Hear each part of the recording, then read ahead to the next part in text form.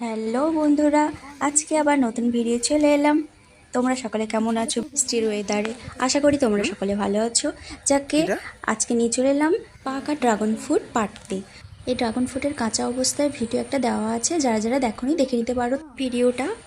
Dragon ফ্রুটটা কাটতে খুব মুশকিল হচ্ছিল, কারণ গাছটা তো কাঁটায় ঘেরা। আর এই ফল গাছটায় কোনো সার ওষুধ দেওয়া হয়নি আমাদের, একেবারে অর্গানিক আছে।